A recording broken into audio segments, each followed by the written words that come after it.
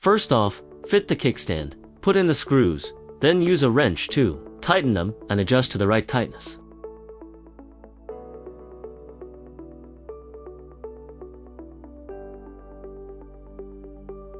Next, install the sensor. Make sure to watch for the pin on the sensor and align it with the groove on the kickstand when fitting it in place.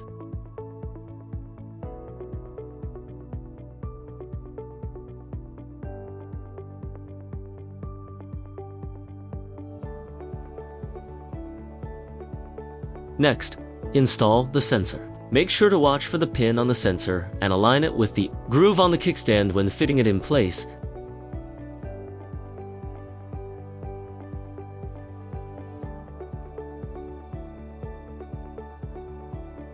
After you're done, check if the sensor is properly installed.